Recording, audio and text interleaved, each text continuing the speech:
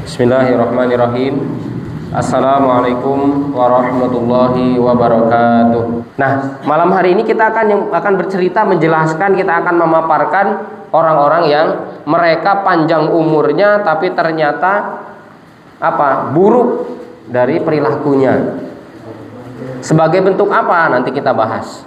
Mengapa Allah Subhanahu wa taala menangguhkan umur mereka? Mengapa Allah Subhanahu wa taala memberikan jeda waktu yang sangat panjang ya ketika mereka hidup di muka bumi ini untuk sampai nanti ke barzah, kemudian sampai ke alam akhirat.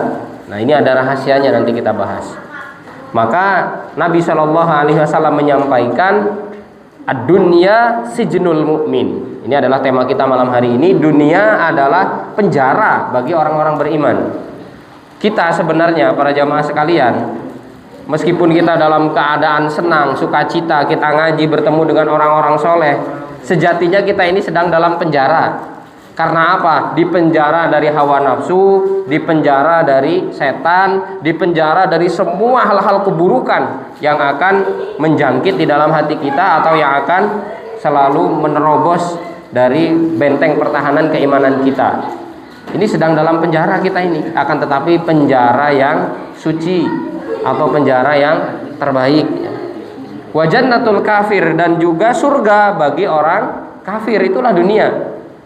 Jadi jangan kemudian kita ini malah seolah-olah ketika tertinggal dunianya sehingga menyesalnya minta ampun, seolah-olah kehilangan dunia dan seisinya. Jangan sampai seperti itu. Justru kalau akhirat kita, mungkin kita tidak beramal satu waktu saja, itu menyesalnya sampai kemudian mungkin menyesal seumur hidup, itu bagus. Karena apa? Itu bukti dari kehidupan kita semuanya sebagai orang-orang yang beriman, atau bukti dari iman yang hidup, yang on ya, karena ada on off-nya juga ya, ada tombolnya.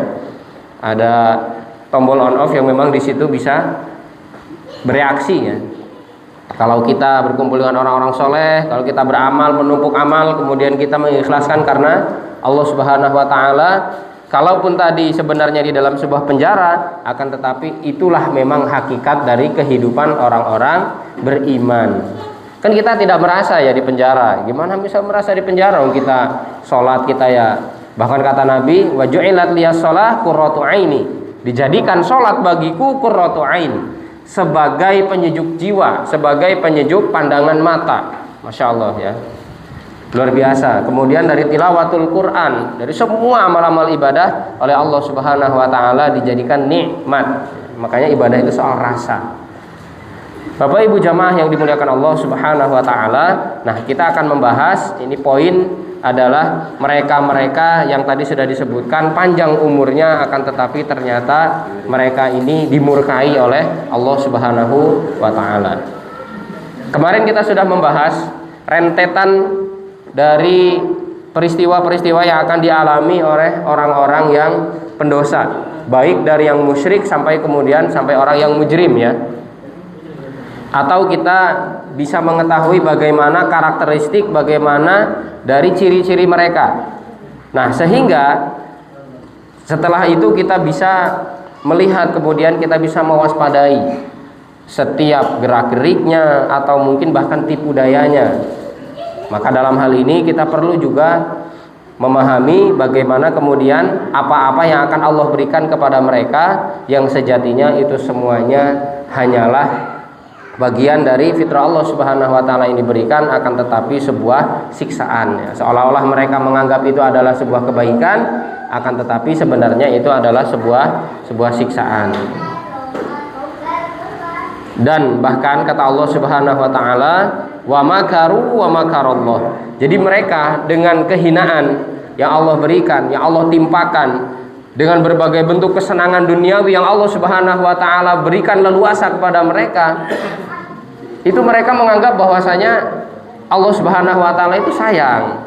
Allah Subhanahu wa taala buktinya tidak menjadikan hal tersebut adalah buruk bagi mereka. Maka kata Allah, wa makaru wa makarallah wallahu khairul makirin. Semakin jahat, semakin tinggi intensitas dari kejahatannya kepada Allah dan Rasulnya dan kepada orang-orang beriman, kepada para pengikut kebenaran. Maka kata Allah ini dalam surah Ali Imran ayat 54, mereka berbuat makar wa makarallah, sebenarnya Allah Subhanahu wa taala itu juga akan membalas dari makar mereka. Wallahu khairul makirin, dan sedangkan Allah adalah maha pembuat makar yang paling hebat ya. Lalu apa saja fasilitas yang tak biasa? Kita seolah-olah mungkin iri, kita mendengki kepada orang-orang kafir yang seolah-olah diberikan fasilitas yang sangat luar biasa, banyak sekali yang mereka dapatkan ketika mereka hidup di dunia ini. Yang pertama, Bapak Ibu sekalian, sebagian dari mereka memperoleh umur panjang. Ini tadi sudah saya bahas, sudah saya sentil ya. Bagaimana kemudian orang-orang kafir, orang-orang yang durjana, orang-orang yang mereka ini tidak pernah ada kebaikan sedikit pun di dalam dirinya, pembenci syariat, mereka benci kepada Allah, kepada Rasulnya, dan juga membenci kepada para wali-wali Allah. Mereka ini kata Allah Subhanahu wa taala, wala yahsabannalladzina kafaru annama numli lahum khairul li anfusihim.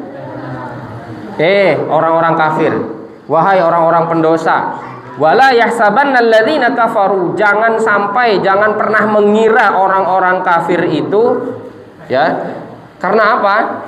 Karena ketika mereka annama numli lahum, ketika kami tangguhkan usianya, ketika kami berikan rentang waktu yang panjang, ketika dia hidup sampai kemudian dia lahir sampai kemudian dia mati nanti dalam keadaan kafir, itu adalah khairul li anfusihim.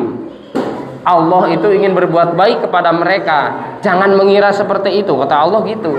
Bapak Ibu sekalian, ini Allah sudah menegaskan. Jadi jangan berbangga diri, jangan menganggap kalau Allah sayang kepada kalian, jangan menganggap kalau Allah Subhanahu wa taala menyetujui semua keburukan, semua pencitraan buruk, kemudian juga semua hal-hal jahat yang dilakukan oleh orang-orang kafir tadi kepada Allah atau Rasulnya, atau kepada orang-orang beriman. Allah Subhanahu wa taala di awal menggunakan annama numli lahum khairul li anfusihim, kemudian dilanjutkan innama numli lahum. Kalau annama itu bahwasanya gitu ya, itu hanya memberitahu. Tapi kalau sudah innama, ini sudah harful hasyr, hanya saja. Nah gitu kata Allah gitu. Artinya ini pembatasan. Sebenarnya sakjane gitu kalau bahasa Jawanya ya, atau saat temene gitu ya. Sebenarnya bahwasanya hanya saja innama numli lahum liyazdadu itsma. Sesungguhnya sebenarnya ketika kami ini berikan waktu panjang kepada mereka untuk hidup di muka bumi ini, agar keburukan mereka bertambah, agar keburukan mereka semakin terus diakumulasi, terus dikumpulkan. Kemudian apa? Walahum adzabum muhin. Setelah itu mereka akan dicampakkan kepada azab yang menghinakan. Bukan azabun alim ya, bukan pakai azabun alim, tapi azabun muhin.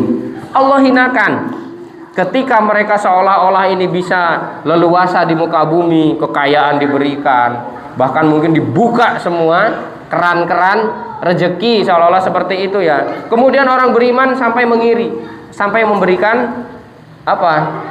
Sebuah statement, ya Allah, ke orang-orang kafir malah diberikan kekayaan sih ya, diberikan kekuasaan sih ya, sedangkan saya yang sudah mengabdi puluhan tahun saya miskin aja. Nah ini bahaya nih, hati-hati.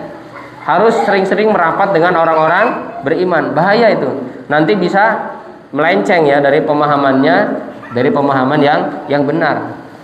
Nanti setan akan membisiki di telinganya, kemudian juga akan mewaswaskan di dalam hatinya. Udah kafir aja makanya, gak usah jadi orang beriman. Padahal kata Allah, ditangguhkannya usia mereka supaya bertambah lagi keburukannya. Kalau sudah bertambah keburukannya, mereka dicampakkan ke dalam azab yang menghinakan. La haula wala quwata illa billah. Nauzubillah min dzalik.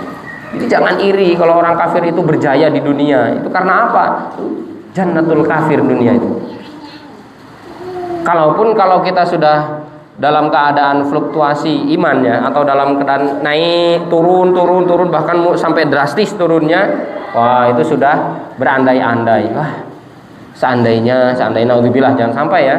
Kalau sampai berandai-andai pengen jadi orang kafir yang kemudian hingga dia bisa jaya ketika di dunia, jangan sampai berandai-andai seperti itu Bapak Ibu sekalian. Karena apa? Itu budaya setan itu. Apa sih yang akan kita inginkan sebenarnya?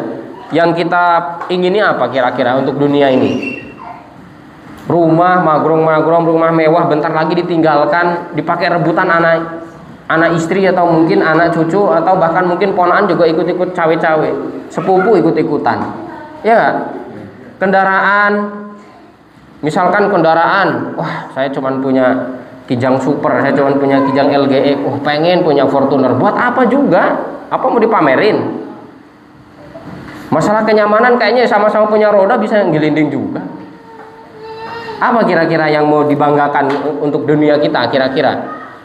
Memang kata Nabi, saya rotun syariatun, ya itu bagian dari kebahagiaan itu ya, adalah baitun wasi'un, rumah yang luas. Supaya apa? Bisa menampung teman-teman kita yang mereka membutuhkan, kemudian juga bisa bersama-sama kita di dalam ketaatan. Kemudian saya rotun syariatun itu juga bagian dari kebahagiaan. Kendaraan yang cepat, karena kalau kendaraannya lelet, kendaraannya berjalannya kayak siput, di jadwal ini nanti mohon maaf untuk mengisi kajian jam 18.00 sudah mulai ngimami sholat maghrib, ternyata kendaraannya ya kayak siput tadi jalannya lelet gitu, sampai tempat udah isya.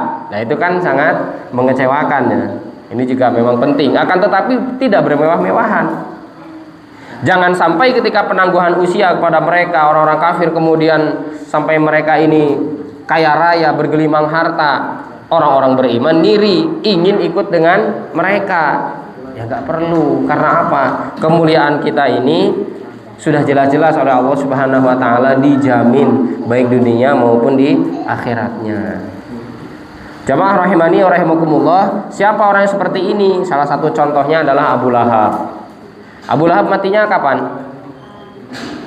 Abu Lahab sama Abu Jahal bareng nggak matinya? Enggak. Kenapa mas? Ya takdirnya ya.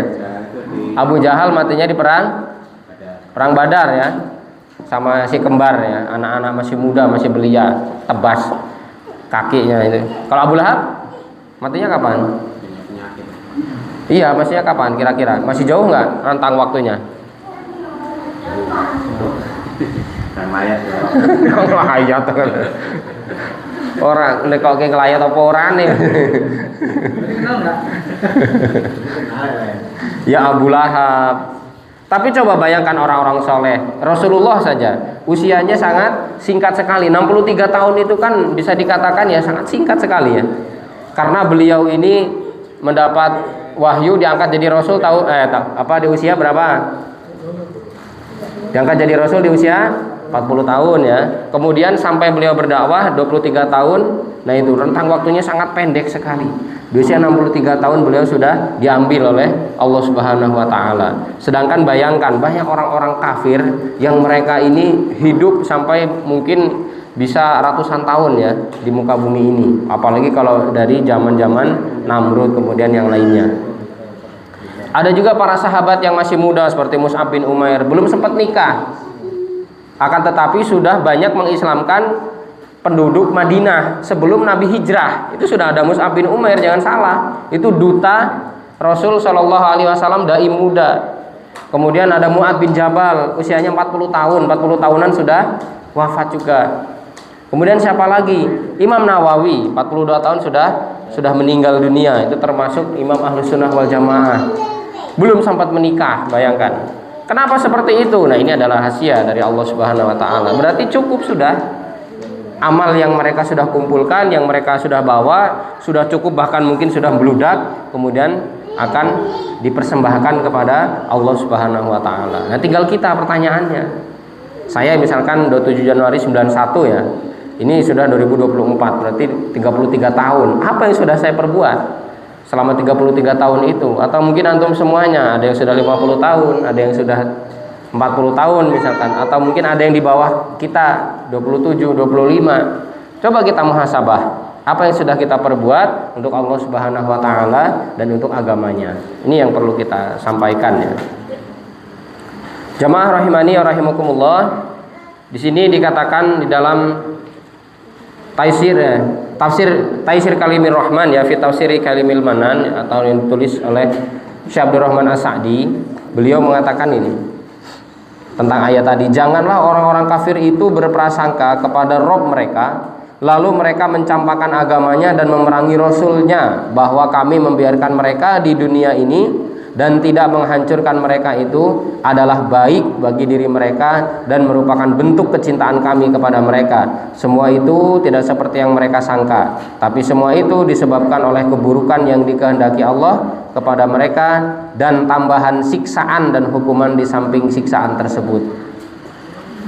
Ada yang kenal Ariel Sharon ya? Ariel Sharon itu Perdana Menteri Israel dulu.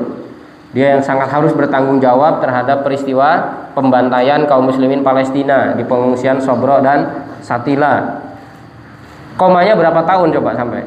8 tahun komanya. Sama Allah, dihinakan di dunia sebelum nanti dihinakan di akhirat. Ya, Benjamin Netanyahu juga belum nyusul ini. Mudah-mudahan nyusul juga. Ya sama-sama biang kejahatan ya, sama-sama biang kerok kefasikan, kerusakan yang ada di muka bumi ini, sama-sama Yahudi. Ariel Sharon itu sampai di matanya itu dibelatungi ya, tapi dia masih hidup, akan tetapi itu komanya sampai 8 tahun juga. Apakah kemudian kita tidak bisa mengambil pelajaran dari hal tersebut? Itu semuanya siksaan Allah yang disegerakan, yang Allah ingin nampakkan ketika dia hidup di dunia, sampai nanti belum kepada di akhirat dengan siksaan yang pedih. Jangan membayangkan neraka itu hanya panasnya. Kalau kita hanya membayangkan panasnya, selomotan dengan misalkan diselomot api gitu ya, mungkin cuman bengkak dikit lah, kurabuh gitu ya, atau mungkin ya ada bekas-bekas gitu ya, ada berair. Lah neraka itu kan kalau bagi orang kafir kekal, siksaannya terus menerus, tidak ada terputusnya. Jangankan neraka, di alam barzah aja daiman layan qati'. Kata Syekh Shalih Fauzan, itu akan selalu disiksa dan tanpa ada jedanya. Gak ada ceritanya orang kafir kok kemudian dikirimi syafaat, dikirimi doa. Ya, bagi yang suka doakan orang-orang kafir ya, kumpul-kumpul kemudian orang kafir didoakan, misalkan gitu ya, dimintakan ampun, nggak mungkin bisa nyampe dan nggak mungkin terputus itu siksanya di alam barzah pun, apalagi nanti sampai di akhirat, sampai di neraka, waliyadzubillah. Maka siksaan neraka itu yang memberikan sebuah kepuasan. Artinya kepuasan di sini adalah memberikan sebuah kesengsaraan lamanya, bukan hanya sekedar dibakar api neraka selesai, akan tetapi dibakar terus menerus, tidak pernah terputus. Naudzubillah min dzalik. Yang kedua, sebagian dari mereka mendapat harta dunia berlimpah. Nah ini, jadi ya jangan sampai kita merasa iri kepada orang-orang yang tidak memiliki catatan kebaikan di dunia, kemudian malah kita merasa bahwasanya wah mereka disayang Allah, kita enggak. Jangan sampai seperti itu ya. Kata Allah Subhanahu wa taala, falamma nasu ma dzukiru bihi, ketika mereka ini melupakan ya peringatan yang telah diberikan kepada mereka, fatahna alaihim abwaaba kulli syai', maka Allah Subhanahu wa taala akan membukakan keran-keran rezeki kepada mereka. Tadi sudah disampaikan, akan membukakan semua apapun yang ada dari langit maupun dari bumi, seolah-olah itu adalah kasih sayang Allah kepada mereka. Fatahna alaihim abwaaba kulli syai', di sini adalah pintu-pintu yang lain akan dibuka oleh Allah Subhanahu wa taala. Hatta idza farihu bima utu, sampai ketika mereka berbangga diri, sampai mereka mengatakan bahwasanya sebagaimana perkataan Fir'aun, innama utituhu ala ilmin indi, sesungguhnya kekayaan saya, kekuasaan saya, semua harta yang saya kumpulkan ala ilmin indi, karena saya pintar, karena saya hebat, karena saya jago bisnis, karena saya banyak relasi, karena saya orangnya semua dibangga-banggakan ya.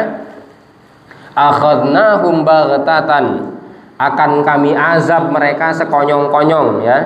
Akan kami azab, kata Allah Subhanahu wa taala, mereka secara tiba-tiba, fa idzahum mublisun, dan mereka dalam keadaan terperangah, dan mereka akan dalam keadaan berputus asa. Hingga akhirnya kemudian mereka baru sadar, wah ya Allah, ternyata ini semuanya hanya dilulu. Kalau bahasa kita ya, bahasa Indonesia dilulu ini apa sih? Ya istidraj, itu bahasa Arab Pak. Itu bahasa Arab atau bahasa hadis ya, istidraj. Fa'lam annahu istidraj, kata Nabi kan gitu. Nah, dilulu ini apa bahasa Indonesianya ya? Dijojong gitu ya. Terus diberikan fasilitas yang senyaman mungkin. Akan tetapi sebenarnya itu adalah agar dia semakin lupa, agar dia semakin kafir, agar dia semakin menjadi orang-orang yang buruk. Kemudian setelah itu baru dihancurkan sehancur-hancurnya, sampai dia ketika ditanya ketika masuk ke dalam neraka, pernahkah kamu mendapatkan sebuah kesenangan, maka dia tidak akan pernah berkata ya bahwasanya saya pernah merasakan sebuah kesenangan meskipun sekali. Gak pernah sama sekali. Karena apa? Dahsyatnya siksa dari api neraka. Nauzubillah min dzalik. Ayat ini dalam surah Al-An'am di ayat yang ke-44. Maka para pembenci kebenaran, para pengusung kebatilan, itu mereka semuanya ketika diberikan kekuasaan akan pongah, akan merasa congkak, akan merasa sombong. Wah, saya nggak butuh suara umat Islam, atau mungkin yang lainnya gitu ya. Karena apa? Karena ini tadi, karena dia merasa berkuasa, karena dia merasa bahwasanya mereka ini adalah diberikan keleluasaan tadi oleh Allah Subhanahu wa taala. Sebagaimana kisah kaum Samud ya, kaumnya Nabi Saleh alaihissalam, atau Qorun tadi. Qorun itu kan awalnya sangat miskin sekali. Dia adalah orang yang miskin papa, orang yang nggak punya apa-apa sebenarnya. Dan itu masih kerabat dekatnya Nabi Musa alaihissalam. Akan tetapi ketika dia didoakan Nabi Musa, memohon pada Nabi Musa agar didoakan, kemudian didoakan dan dia menjadi orang yang kaya raya, lupa terhadap pemberi nikmat, lupa bersyukur kepada Allah Subhanahu wa taala. Karena apa? Bagi orang-orang kafir, Bapak Ibu sekalian, kekuasaan yang terbentang luas, semua kekayaan yang mudah untuk didapatkan ibarat sihir ya. Dunia bagi mereka itu ibarat sihir. Seolah-olah pengen apa, tinggal ngambil. Pengen apa, tinggal melakukan, sudah mendapatkan. Nah, kita harus bekerja keras. Ibarat kita mendaki sebuah tebing yang sangat curam sekali. Mau tidak mau kita harus berhati-hati, pakai tali wibing ya, pakai tali jiwa. Mau nggak mau, karena apa? Takut jatuh kita. Kalau sudah terjatuh kepada sebuah jurang kebinasaan ya sudah, habis kita.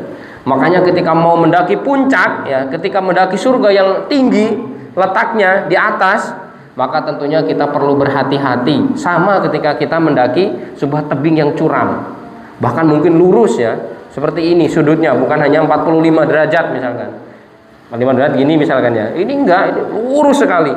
Mau nggak mau kita merayap. Seperti itulah bagaimana kehidupan orang-orang yang beriman. Akan tetapi di surga nanti kenikmatannya, maka kata Allah Subhanahu wa taala di dalam hadis qudsi, a'dadtu li'ibadi as-salihina ma la 'ainun ra'at. Aku telah mempersiapkan untuk hamba-hambaku yang soleh ma la 'ainun ra'at, sesuatu yang tidak mampu untuk dibayangkan dengan pandangan mata, wala udhunun sami'at, kemudian telinga pun sudah tidak mampu membayangkan keindahan dari suara-suara yang nanti diperdengarkan di surga, wala khatara ala qalbi basyarin, dan tidak terlintas di dalam hati manusia sedikit pun. Kita nggak akan membayangkan keindahan, keelokan, kemudian juga panorama-panorama di surga yang itu semuanya tidak mampu dibayangkan ketika kita hanya masih hidup di dunia. Sudah saya sampaikan apa sih yang paling indah pemandangan di dunia ini? Apa Kute Bali atau mungkin Sanur Beach atau mungkin mana gitu ya? Dam Rahman. Wanita ya. Pemandangan itu kan bukan mindor itu ya, pemandangan. Kalau wanita bukan pemandangan itu ya. Yang pemandangan maksudnya kayak gunung-gunung apa, atau mungkin ini di bawah laut gitu ya, taman bawah laut kayak Bunaken gitu ya, atau mungkin apa. Itu belum ada terbayang ketika kita nanti dimasukkan ke dalam surga. Tapi ya sabar. Maka malaikat menyambut orang-orang beriman ketika memasuki pintu surga, salamun alaikum bima sabartum fa ni'ma uqbadar. Maka selamat sejahtera atas kalian dari kesabaran kalian, fa ni'ma uqbadar. Nah itu. Bapak Ibu jamaah rahimani wa rahimakumullah, yang ketiga, sebagian dari mereka mendapat kekuasaan. Kalau tadi ditangguhkan umurnya panjang, kemudian yang kedua kekayaannya di mana-mana. Yang ketiga, mereka punya kuasa. Mereka punya kuasa. Kata Rasul, raja itu ada 4 di muka bumi ini, 2 kafir, 2 mukmin. Yang mukmin siapa? Sama Zulkarnain dan Nabi Sulaiman ya. Kemudian yang kafir? Bukan Firaun malahan. Namrud dan Bukhtanasor ya. Bukhtanasor itu ya raja yang zolim dulu ya. Jadi ada 4 ya tadi, yang 2 kafir. Kalau Firaun itu kan gelar raja-raja sebenarnya ya. Meskipun Firaun juga adalah termasuk yang Allah tangguhkan umurnya sampai dia kemudian tenggelamkan di dalam Laut Merah, dia juga masih kafir meskipun dia mengucapkan kata-kata iman. Tapi sebelum dia mau mengucapkan kata-kata iman, disumpel sama malaikat Jibril dengan pasir dari laut itu tadi ya. Saking jangan sampai gitu ya, rahmat Allah Subhanahu wa taala mendahului murkanya ya, saking jengkelnya. Malaikat Jibril sampai jengkel sama Firaun gitu ya. Namanya itu Ramenses atau siapa itu Firaun itu gelar raja-raja. Tapi kalau raja yang memang benar-benar berkuasa, kemudian dia adalah termasuk yang disebutkan tadi ya, Namrud, kemudian yang kedua adalah Bukhtanasor ya, itu raja kafir. Yang ketiga tadi kekuasaan ya.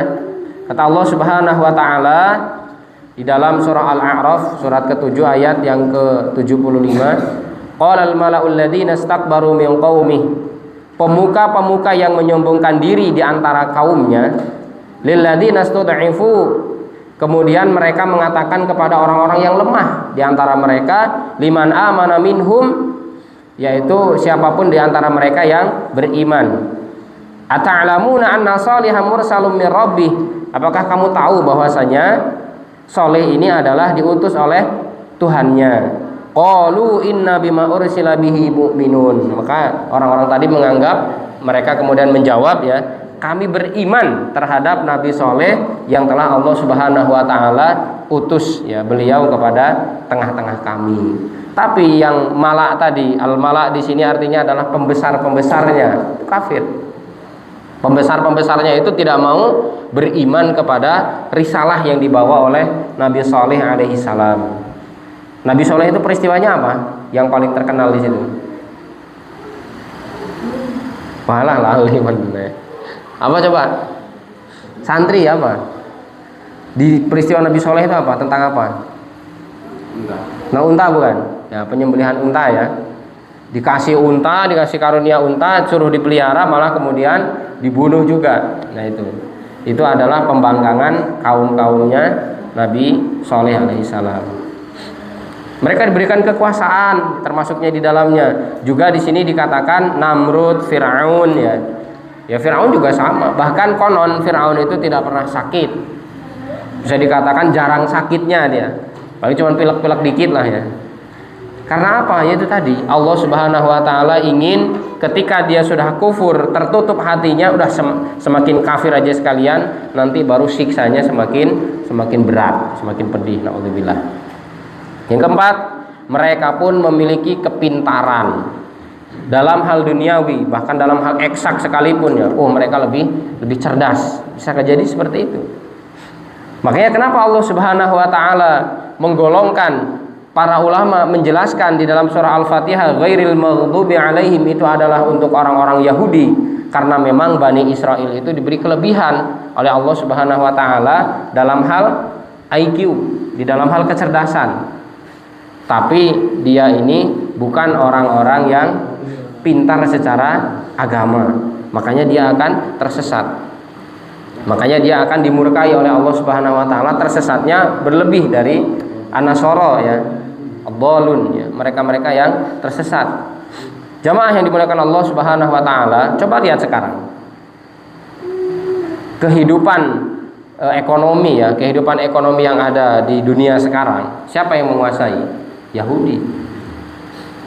Pernah mungkin disebutkan di sana ada keluarga Rockefeller, ada keluarga Rothschild ya.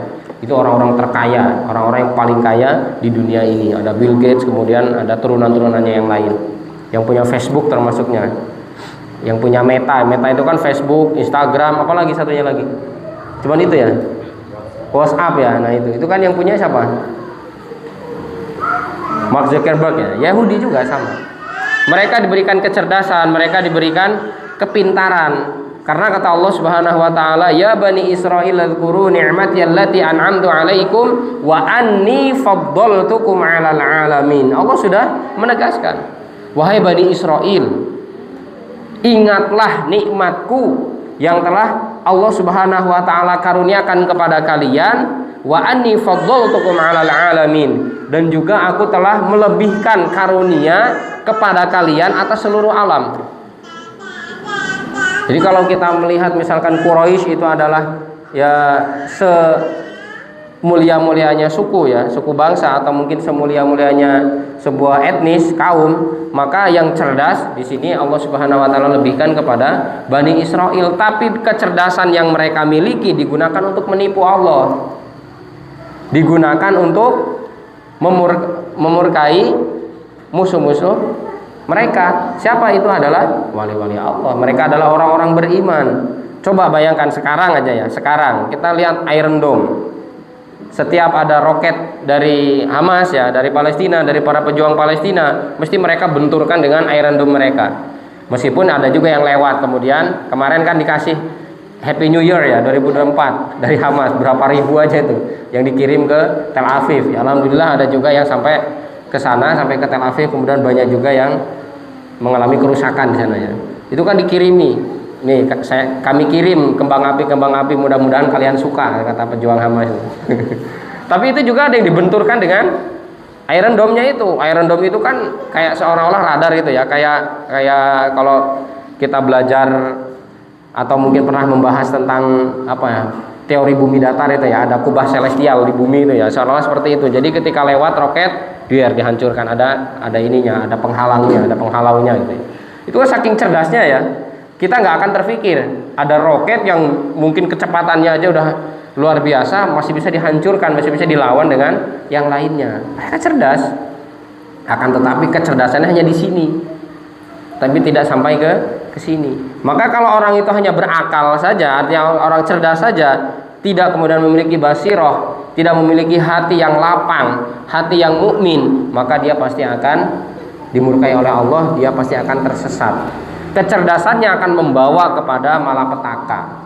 Kecerdasannya akan membawa kepada sebuah fitnah. Orang-orang liberal itu kurang cerdas apa, Bapak Ibu sekalian? Mereka ini mungkin walah sudah bahkan bergelar sampai doktor, profesor. Akan tetapi ternyata dibandingkan dengan anak-anak kita yang baru TPA di kelas 1 SD misalkan, tentang keimanannya kepada Allah, atau mungkin bahkan kalau sampai kita bayangkan, kita bandingkan dengan penduduk di bumi Syam, di Palestina, anak-anak kecil yang mereka teguh pendirian di atas keimanan, nggak ada apa-apanya. Mereka tuh pengecut sebenarnya. Kemudian yang kelima adalah mereka memiliki kecakapan lisan, terkadang juga fisik yang menawan. Jadi orang-orang yang Allah Subhanahu wa taala berikan sesuatu hal yang seolah-olah kita anggap nggak biasa, seolah spesial bagi mereka, padahal sebenarnya itu adalah tipu daya. Makar Allah Subhanahu wa taala kepada orang-orang yang dibenci oleh Allah ya. Mereka memiliki kecakapan lisan, kalau ngomong melipis. Kalau ngomong itu seolah-olah iya, seolah-olah benar-benar meyakinkan, padahal munafik. Padahal sebenarnya dia ini adalah untuk menjegal para pemangku syariat. Padahal mereka ini berusaha bagaimana caranya Islam ini jangan sampai tersebar luas. Maka karakter orang munafik dalam surat Al-Munafikun, kata Allah gini, wa idza ra'aituhum ya, wa idza ra'aitahum ya, apabila kalian melihat mereka, tu'jibuka ajsamuhum. Kalau kalian melihat mereka, maka kalian akan terbelalak, kalian akan terkagum dengan bentuk-bentuk mereka, ya, tubuh-tubuh mereka. Kemudian wa iyaqulu tasma' liqaulihim ka'annahum khusyubun musannadah. Kalau kalian mendengarkan perkataan-perkataan mereka, pasti kalian akan terkesima. Seolah-olah yang disampaikannya itu adalah dalil, seolah-olah yang mereka sampaikan itu adalah sebuah kebenaran, padahal itu adalah sebuah pembenaran ya. Itu mencari pembenaran dia, bukan mencari sebuah kebenaran. Contoh ketika konser Coldplay ya, Coldplay itu kan datang ya ke Jakarta kan ya, Senayan kalau nggak salah ya. Itu kan dari MUI mencegah, kemudian dari Presidium 212 ya, itu juga karena bersinggungan dengan Pancasila juga. Ya, LGBT kan memang tidak diatur juga di dalam undang-undang. Sebenarnya itu semuanya sudah jelas, sudah bisa dikatakan harus dibubarkan, tapi ternyata ada saja para banci-bancinya ya, ada saja mereka-mereka yang berusaha untuk membungkus kebusukan ini dengan sebuah dalih toleransi, kemudian yang lainnya. Nah, ini adalah efek ketika tidak ditegakkannya hukum Allah Subhanahu wa taala. Ya, banyak sekali yang mereka katakan sebuah ilusi atau mungkin hal-hal yang lain. Karena apa? Karena mereka, kata Imam Ibnu Katsir ya, ketika menjelaskan ayat ini, bahwa mereka memiliki penampilan yang baik, pandai berbicara dan berlisan fasih. Ya, siapa yang tidak terkesima? Kayaknya kok memang benar-benar ustadz ini ternyata.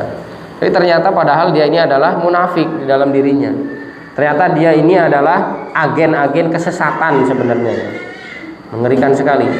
Apabila manusia mendengar perkataan mereka, maka pendengarnya akan terpesona oleh tutur kata mereka yang penuh keindahan sastra. Apalagi kalau mereka menguasai beberapa bahasa. Wah, ini seolah-olah sudah menghilangkan eksistensi dari gurunya. Wah, saya malah cenderung ke inilah Pak Ustadz inilah. Karena apa? Karena mungkin dia ahli bahasa ini itu bisa bahasa Ibrani, padahal sebenarnya memang Yahudi ya aslinya. Ya gimana nggak bisa bahasa Ibrani? Dulu kan seperti itu juga. Kedatangannya Senokor Gronje itu kan membuat kiai-kiai atau mungkin ustadz-ustadz santri-santri yang di Aceh ya merasakan seolah-olah ada sebuah angin segar ya, atau mungkin ada atmosfer baru untuk sebuah kebangkitan Islam melawan penjajah, padahal sebenarnya dia adalah penjajah. Alhamdulillah. Padahal kenyataannya hati mereka sangat lemah, rapuh, mudah shock, penakut dan pengecut. Ya kan viral sekarang ya, tentara pempesan. Iya kan? Tentara pempesan atau pasukan pempes itu ya, pempes. Kan ketika mereka diserang oleh kaum muslimin yang mereka berani mati, yang mereka siap untuk syahid fisabilillah, mereka ketakutan. Mereka berlindung di balik-balik tembok. Kan gitu kata Allah Subhanahu wa taala juga seperti itu. Orang-orang munafik, orang-orang Yahudi, Bani Israel ya, mereka itu adalah pengecut sebenarnya. Maka mereka menggunakan buzzer ya, menggunakan buzzer-buzzer yang siap untuk apa? Untuk melawan orang-orang beriman yang mereka membela agamanya. Jadi disiapkan berapa miliar bahkan triliunan ya, triliunan yang diberikan oleh Israel ya. Untuk siapa? Untuk orang-orang yang siap mengkanter pemahaman-pemahaman menurut mereka radikal ya, di dalam memenangkan ya peperangan kaum muslimin Palestina dengan Israel yang mereka ini adalah sejatinya penjajah. Ya makanya pendudukan bahasanya. Jadi mereka itu bukan memiliki tanah secara resmi, akan tetapi mereka ini adalah menduduki dan menjajah sebenarnya. Nah maka ini para ikhwah sekalian, dan orang-orang munafik ini kata Allah juga, yahsabuna kulla syaihatin alaihim. Ketika mereka ini mendengarkan teriakannya, mereka mengira bahwa tiap-tiap teriakan yang keras ditujukan kepada mereka. Ini tadi, saking pengecutnya semua hal-hal yang terjadi, manakala ada peristiwa-peristiwa yang menghebohkan, itu menganggap, aduh ini terjadi kepada saya, ini bisa-bisa nanti akan membahayakan diri saya pribadi. Makanya kan mereka masang alarm ya ketika ada serangan ya. Ini kembali lagi kepada bagaimana karakter-karakter pengecutnya Bani Israel ketika ada serangan dari para mujahid yang tangguh, mujahid-mujahid yang pemberani, mesti akan bunyi alarm piu piu piu di Tel Aviv itu ya. Karena apa? Itu sebagai bentuk sinyal semua penduduk harus meninggalkan, mengosongkan wilayah. Karena apa? Pasti ada sebuah keburukan yang akan menimpa mereka. Allah sudah menyatakan seperti itu. Allah Subhanahu wa taala sudah menjelaskan memang demikian. Bani Israel itu pengecut. Mereka itu beraninya bersembunyi di balik-balik tembok ya. Bukan kemudian dengan gagah perkasa kesatria untuk melawan satu sama satu, artinya battle gitu ya. Itu enggak berani mereka. Malah kemudian akhirnya membuat propaganda, kami yang diserang. Makanya saya ngelihat entah di reel Facebook atau mungkin di Instagram atau di YouTube ya, YouTube Short ya, banyak orang-orang yang menggunakan OME untuk menyerang tadi ya, julid fisabilillah itu tadi ya. Jadi OME dari Israel, perempuan-perempuan atau laki-laki itu dia mengatakan free Israel with us gitu ya, ayo bersama kami. Kemudian ada yang nyanyi nasyid Palestina, ada ini kemudian dimatikan gitu ya. Atau bahkan mungkin mengganggu ketenangan dari secara psikis atau jiwa dari orang-orang Israel, tentara-tentara Israel yang mereka sebenarnya sejatinya pengecut ya.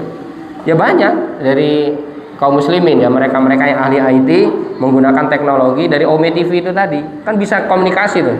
Entah dari Bandung atau mungkin dari mana, nanti bisa komunikasi, ngobrol lah, awalnya ngobrol, kemudian akhirnya kamu milih Israel atau milih Palestina?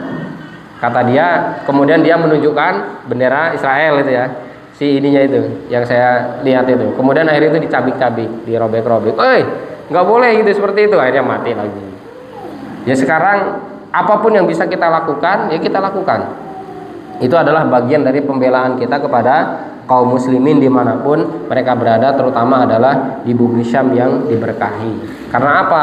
Melihat mereka ini ya, orang-orang Bani Israel itu tadi, atau mereka-mereka yang Allah Subhanahu wa taala gambarkan, termasuknya juga di dalam tubuhnya ada orang munafik, mereka itu pengecut.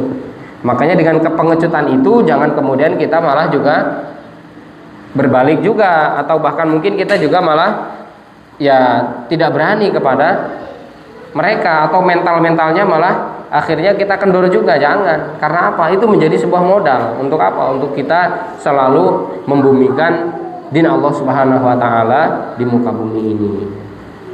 Asyihatan alaikum, mereka bakhil terhadapmu. Fa idza ja'al khaufu ra'aitahum yanzuruna ilaika taduru a'yunuhum kalladzi yughsha 'alaihi minal maut. Apabila datang ketakutan atau bahaya, kamu lihat mereka itu memandang kepadamu dengan mata yang terbalik-balik seperti orang yang pingsan karena akan mati. Nah, itu orang munafik seperti itu. Fa idza dhahabal khaufu salaqukum bi alsinatin hidadin asyihatan 'alal khair. Kemudian apabila ketakutan telah hilang, mereka mencaci kamu dengan lidah yang tajam, sedangkan mereka bakhil untuk berbuat kebaikan. Ulaika lam yu'minu fahbatallahu a'malahum. Mereka itu adalah tidak beriman dan Allah Subhanahu wa taala menghapuskan amal-amal mereka. Wa kana dzalika 'alallahi yasira. Bagi Allah mudah. Bagi Allah Subhanahu wa taala hal tersebut adalah sangatlah mudah. Terakhir, ini ada ciri-ciri munafik yang lain yang dijelaskan oleh Nabi melalui Abu Hurairah radhiyallahu anhu. Innalil munafiqina alamatin. Sungguhnya orang-orang munafik itu memiliki ciri-ciri. Yu'rafuna biha, yang bisa dikenal. Tahiyyatuhum la'nah. Salam mereka itu laknat. Jadi kalau ada orang munafik ngucap salam, sebenarnya ngenyek itu. Ngelaknat itu sebenarnya. Itu adalah bagian dari kebencian kepada kita. Assalamualaikum. Sebenarnya dia adalah jati dirinya sebenarnya nifak di dalam dirinya. Munafik, maka itu adalah hanya sebuah senda gurau atau penghinaan kepada orang-orang beriman. Ada nggak yang main-main dengan salam? Karena sudah hijrah, karena kita sudah mulai kembali ke jalan Allah Subhanahu wa taala, kemudian mereka-mereka yang dipasang memang jadi agen-agen munafik, agen-agen keburukan, kemudian akhirnya mereka ya main-main salam gitulah dengan kita itu. Padahal untuk mengejek, bukan kemudian untuk mengharapkan keselamatan bagi diri kita. Karena Nabi sudah mensinyalir, ini bukan perkataan kosong, bukan hanya sebuah sebuah perkataan yang biasa gitu ya, akan tetapi ini adalah sabda dari Rasulullah SAW. Wa ta'amuhum nuhbatun, ya. Dan makanan mereka adalah dari pencurian, hasil korupsi, ya gitu ya. Katakan seperti itu. Makanan mereka adalah hasil rampasan, ya. Hasil rampasan itu kalau bukan korupsi ya apa? Bahasa ininya, bahasa lugasnya atau mungkin bahasa kiasannya ya korupsi, rampasan dia korupsi itu tadi. Wa ghanimatuhum ghulul, ya. Dan ghanimah mereka harta mereka itu adalah dari hasil curian yang belum disahkan dibagikan oleh imam atau pemimpin yang adil. Wala yaqrabunal masajida illa hajaran. Mereka tidak mau mendekati masjid kecuali bahkan malah menolaknya, atau bahkan mungkin hanya ya lewat gitu aja lah, kecuali dengan sikap menjauhinya. Masuk masjidnya mereka itu hanya kedok. Wala yatuna sholata illa dabron. Tidaklah mereka ini mendirikan sholat kecuali hanya apa? Ya dabron. Dabron di sini bisa dikatakan bersikap sombong gitu ya, menghabiskan waktunya gitu ya. Dan mereka tidak mendatangi sholat kecuali menjelang habis waktunya, dilambat-lambatkan, mencoba untuk supaya sebenarnya nggak kebagian waktu sholat. Itu adalah salah satu dari ciri orang-orang yang munafik. Mustakbirina, mereka sombong, la ya'lafuna wa la yu'lafun, khusyubun bil laili sukhubun bin nahar. Artinya mereka bersikap sombong, mereka tidak bersikap rukun dan tidak pula bersikap simpatik. Mereka di malam hari tidur bagaikan batang kayu yang tergeletak, dan di siang hari gaduh. Hadis riwayat Ahmad di dalam musnadnya. Bapak Ibu jamaah yang dimuliakan Allah Subhanahu wa taala, inilah hal-hal yang akan mereka peroleh di dunia sementara, yang itu semuanya sebenarnya adalah siksaan dari Allah Subhanahu wa taala. 5 poin tadi cukup untuk bisa mendewasakan kita, untuk bisa kita memandang mana sih sebenarnya yang Allah Subhanahu wa taala ridhoi jalan kehidupannya, mana yang Allah Subhanahu wa taala murkai, akan tetapi seolah-olah dibungkus dengan sesuatu yang indah dan sesuatu yang baik. Wallahu a'lam bishawab. Mari kita tutup kajian kita pada malam hari ini dengan membaca doa kafaratul majelis dan juga diakhiri dengan bacaan hamdalah. Subhanakallahumma wa bihamdika asyhadu an la ilaha illa anta astaghfiruka wa atubu ilaik. Walhamdulillahirabbil alamin. Assalamualaikum warahmatullahi wabarakatuh.